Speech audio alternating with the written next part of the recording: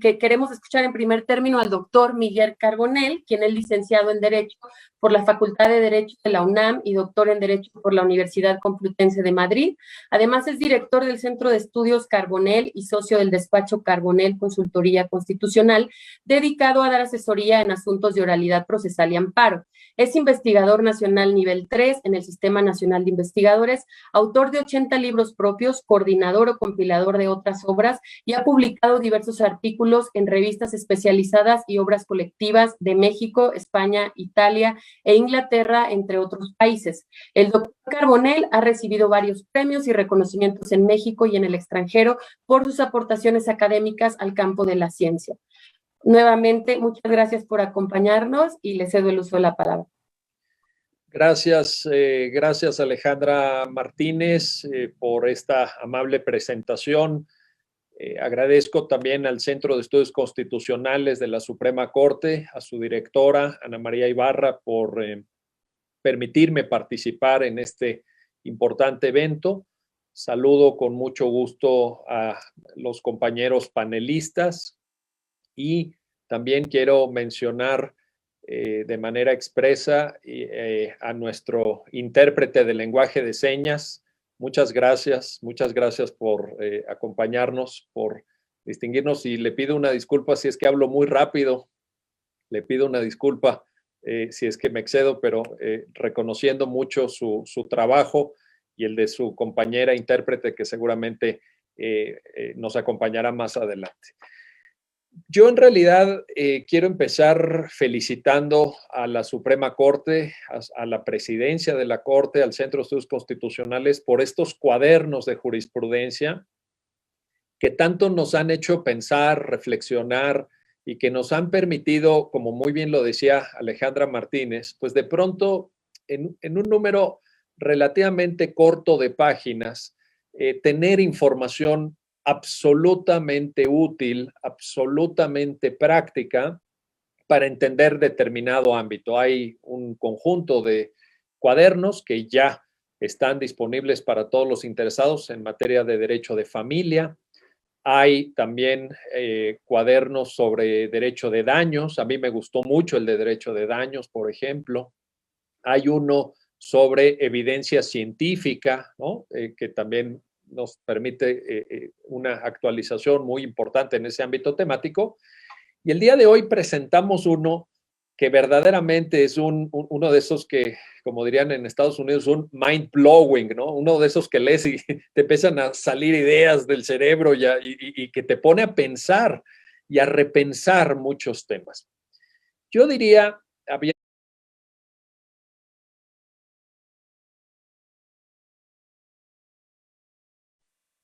que la aproximación que nos ofrece en sus casi 400 páginas impresas tiene que ver con dos distintos enfoques.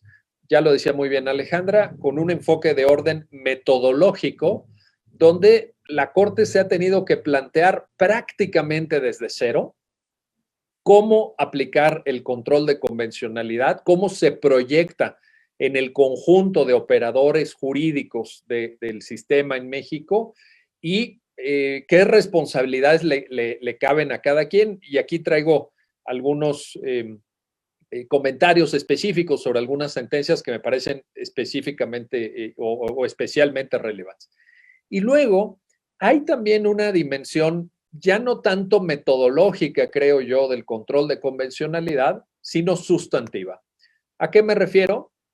A la construcción de un conjunto de parámetros de convencionalidad sobre derechos sustantivos, sobre derechos humanos de fondo, sobre debido proceso, sobre igualdad, sobre no discriminación, sobre fuero castrense, por ejemplo, sobre violencia hacia las mujeres, etcétera, etcétera, que también nos da cuenta del enorme, digamos, de la enorme área de oportunidad que el control de convencionalidad representa hoy en día para los juristas, los y las juristas en México.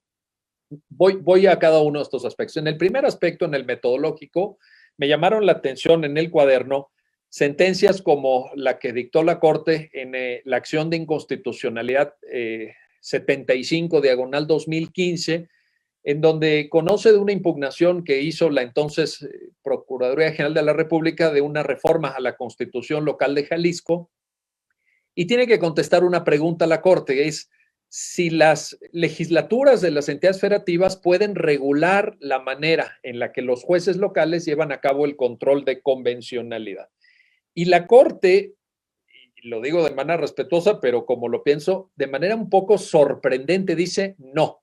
Las legislaturas locales no pueden tocar ese tema, no lo pueden regular, no pueden entrar a ese tema, porque es tema que de manera implícita corresponde al Congreso de la Unión, ¿no? Bueno, pues leyendo este criterio en el cuaderno, por lo menos uno tendría bastantes dudas, ¿no? Tendría bastantes dudas a la luz del párrafo tercero del artículo primero, que dice todas las autoridades en el ámbito de su competencia, y tendría un poco la duda respecto del modelo general de control de convencionalidad, que entiendo que es un modelo incluyente, entiendo que es un modelo aperturista, y entiendo que es un modelo de corresponsabilidades. De hecho, la presencia de temas vinculados con competencias legislativas ha sido objeto de análisis incluso por parte de la Corte Interamericana de Derechos Humanos en un famoso caso contra Uruguay, por ejemplo, ¿no?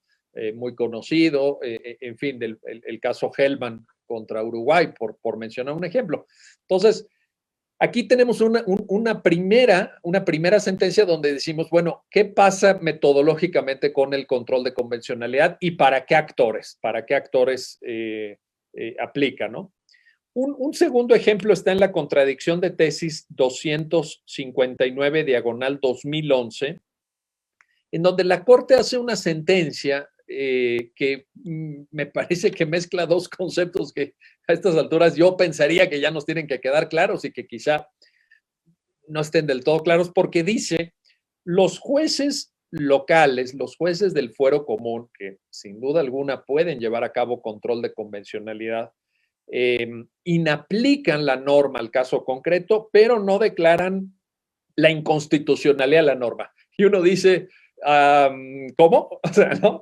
¿Cómo puedes inaplicar la norma, ejercer el control de convencionalidad y no hacer la declaratoria de inconstitucionalidad? Me refiero desde el punto de vista argumentativo. No me refiero a una declaratoria general, ni a una declaratoria que afecte a sujetos que vayan más allá de las partes formales en el proceso, o sujetos que no estén involucrados en la litis. Pero desde luego que se tiene que hacer un razonamiento de inconstitucionalidad para llegar a la inaplicación, si no a cuenta de que lo inaplicas. Entonces también, digamos, esta contradicción de tesis 259-2011 en la lectura del cuaderno me genera cierta perplejidad.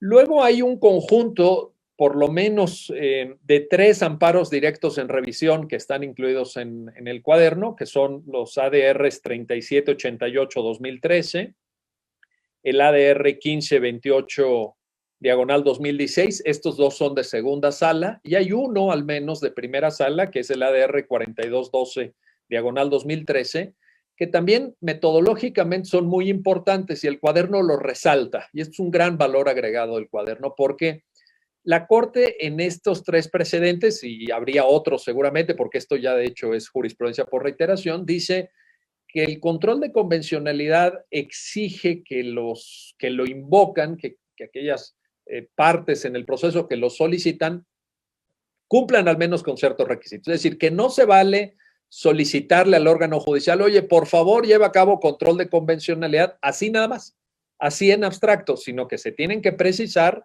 pues, cuáles son las normas que se estiman violadas por la norma presuntamente inconvencional. Se tienen que hacer alusiones, por ejemplo, al principio pro persona, a la inaplicación de control de convencionalidad por la autoridad señalada como responsable, por ejemplo, en una demanda de amparo. O sea, hay que cumplir con ciertos requisitos. Y entonces, por estos tres casos al menos, insisto, ya hay otros en la misma línea, pero estos 3 casos denotan que ese carácter que construye la Corte Interamericana de Derechos Humanos de que el control de convencionalidad es oficioso, nuestra Suprema Corte dice sí, desde luego que es oficioso y es difuso, en eso no hay ningún problema, pero eso no obsta para que se cumplan ciertos requisitos por parte de quienes lo invocan. por parte de quienes solicitan que se lleve a cabo para que no sea un ejercicio, digamos, que vaya más allá de la disponibilidad de tiempo, de energía y de recursos humanos de los jueces que tienen que llevar a cabo el control de convención. Ahí hay un tercer aspecto, por tanto, interesante metodológicamente hablando. Un cuarto aspecto lo encontré y me llamó mucho la atención en el ADR 1705 diagonal 2014, criterio que se reitera en otro ADR, el 3550 diagonal 2014, donde la Corte en ambas sentencias dice el control de convencionalidad no permite que los jueces locales conozcan de violaciones directas a la Constitución Federal. Parecería que la Constitución Federal, al menos en estos criterios, sigue siendo competencia exclusiva, las violaciones directas a la Constitución Federal, del Poder Judicial de la Federación a través de un modelo, si no concentrado, tal vez semiconcentrado, pero en todo caso no difuso, porque no cae bajo el ámbito de competencias de los jueces locales.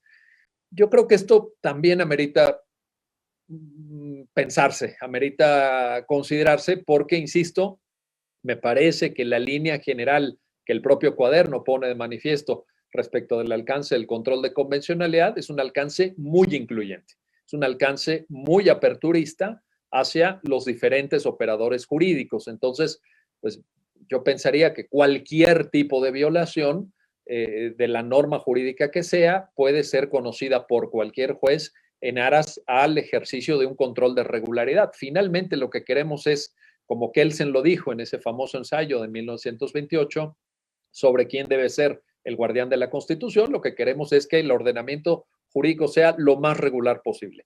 Y en esa tarea de verificación de la regularidad de las normas que integran el ordenamiento, creo que estamos todos llamados a aportar algo. Creo que es un ejercicio de corresponsabilidad, es un ejercicio de defensa de los valores que están inmersos en el modelo del Estado constitucional de derecho, y que por tanto en esa tarea no se puede excluir a nadie, no se puede excluir a nadie ni se puede excluir a ningún tipo de norma jurídica. Y esto empata con la quinta y última cuestión metodológica que quiero señalar, que está en un ADR que es el 1042 diagonal 2012, que luego se contradice con otro ADR que es el 5237-2014, por cuanto hace al alcance de la facultad de llevar a cabo control de convencionalidad por parte de los tribunales colegiados de circuito. En la primera, en el ADR 1042-2012, la Corte dice los tribunales colegiados de circuito no pueden llevar a cabo control de convencionalidad, salvo de tres normas que son las que le fijan su competencia, que son la Ley de Amparo, la Ley Orgánica del Poder Judicial de la Federación y el Código Federal de Procedimientos Civiles.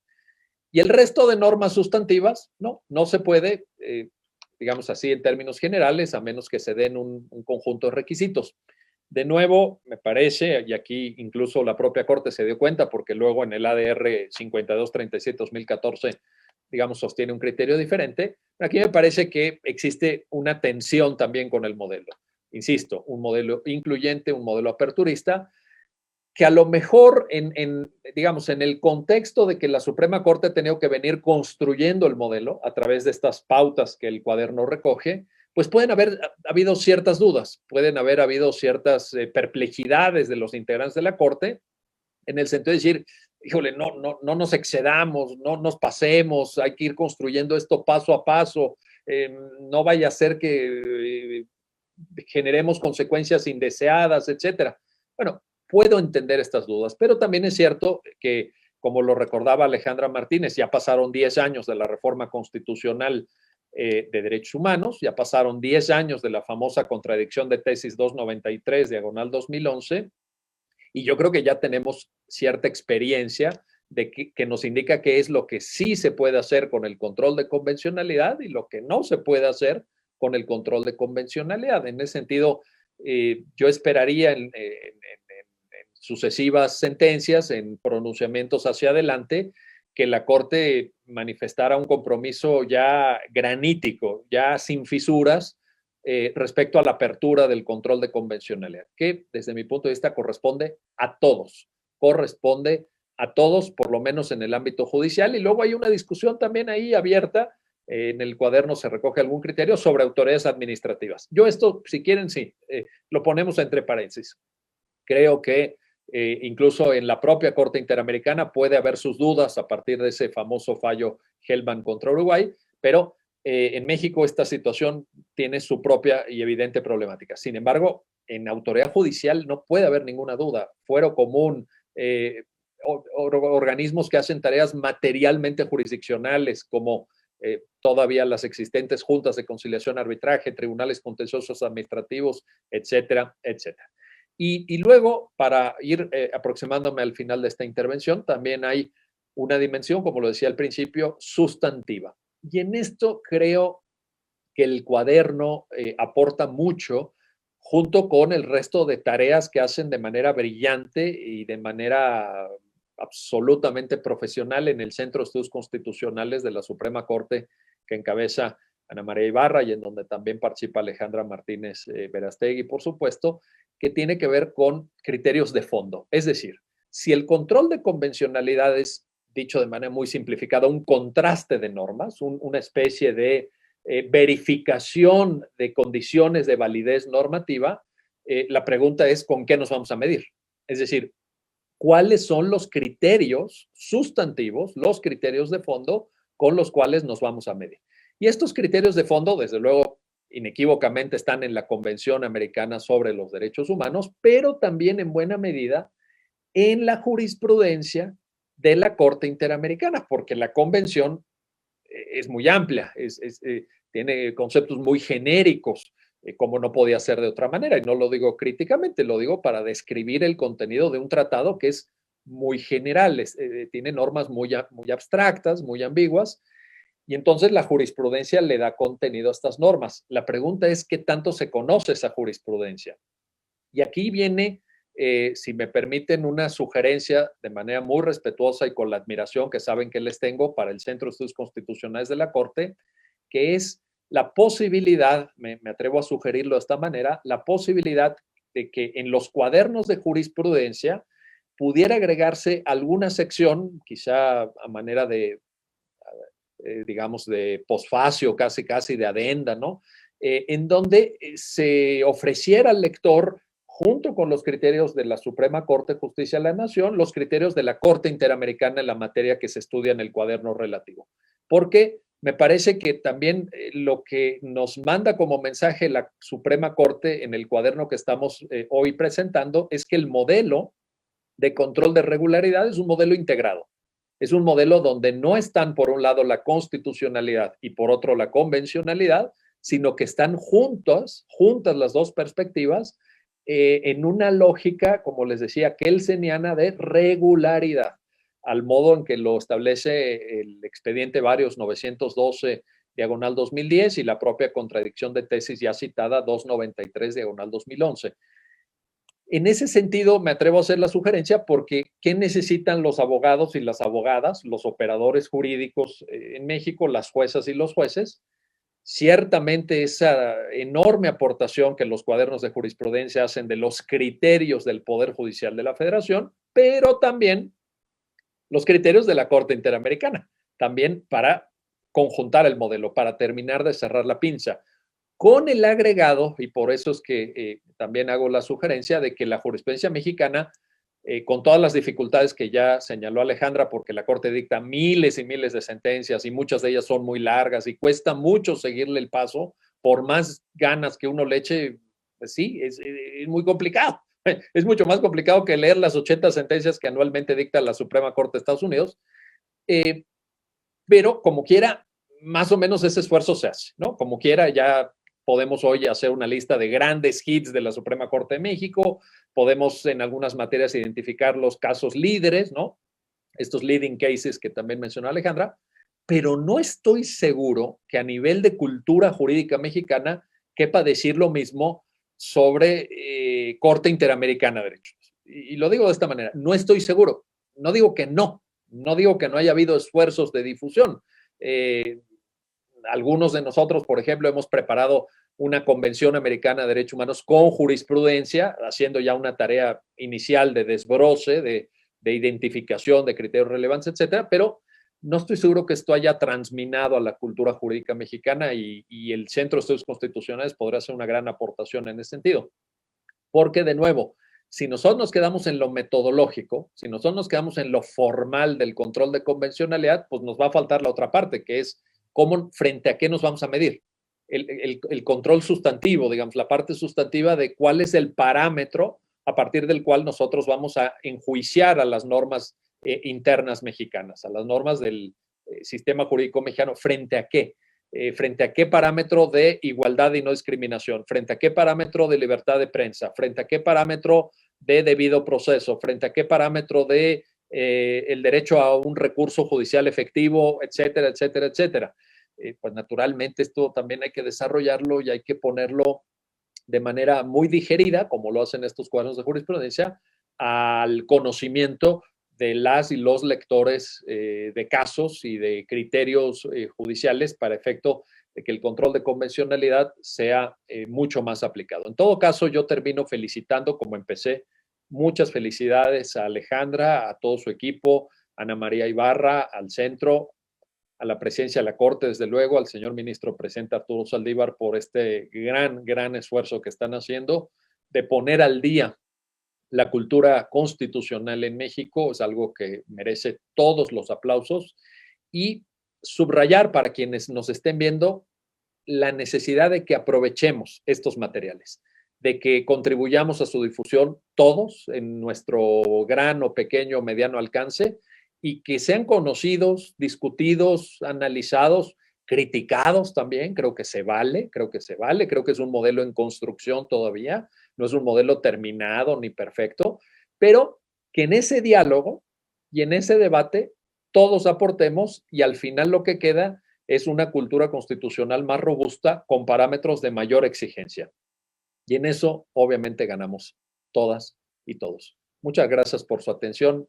Enhorabuena.